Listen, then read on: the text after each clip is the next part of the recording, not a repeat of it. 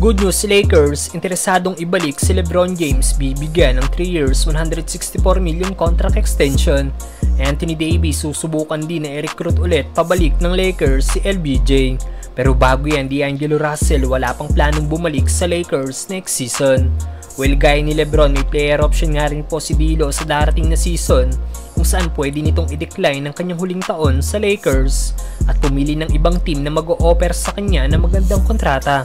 Ayon kay Russell sa kanyang post-game interview kahapon, sinabi nito na nung pinirmahan niya ang kontrata sa Lakers last year, alam niya na kung saan posisyon niya ilalagay ang kanyang sarili. Kaya ngayong may leverage pa siya, ito daw ang kanyang ite-take advantage.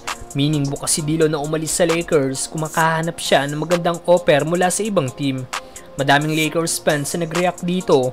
Ayon sa isang fans, hindi daw kailangan ng isang player ng Lakers na may ganitong attitude. May nagkomento naman na dapat hayaan na daw ito ng Lakers na umalis dahil inconsistent naman daw ito at liability pa sa depensa. May pansaman na nagsabi na natalo daw sana ng Lakers ang Nuggets last playoffs at ngayon kung naging halfway consistent lang daw si D'Lo. Decent naman na naging regular season ni D'Lo sa Lakers sa nagdaang season, averaging 18 points, 3.1 rebounds at 6.3 assists per game. Pero pagdating sa Nuggets, bagyang lumaylay nga po ang numero ni D'Lo at nag-average na lang ng 14.2 points, 2.8 rebounds at 4.2 assists. Kahit na mas tumaas pa ang playing time nito ng 5 minuto. 0 points din si Russell noong Game 3. Samantalang good news, Lakers, interesadong ibalik si LeBron James. Viral nga po naging sagot ng all-time scoring leader sa kanyang post-game interview matapos sa tanungin ito ng reporter kung last game na daw ba nito sa Lakers. Wala nga pong naging sagot ang in-season MVP patungkol dito.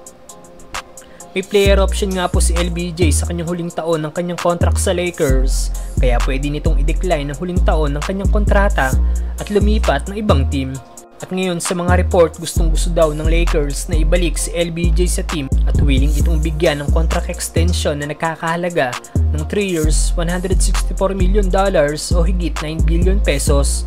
Well-deserved pa rin talaga ni LBJ ang ganitong contract na kahit ito'y may edad na, given sa mga numero na ginagawa pa rin ito ngayon. Sa series nila sa Denver, nag-average nga pong all-time scoring leader ng 27.8 points, 6.8 rebounds at 8.8 assists. Ayon naman kay Davis, susubukan niya daw ulit i-recruit pabalik sa Lakers si LBJ dahil pakiramdam niya daw na nagko-compliment sila sa isa't isa at nakagawa na rin sila ng espesyal na magkasama at ito ang manalo ng kampyonato.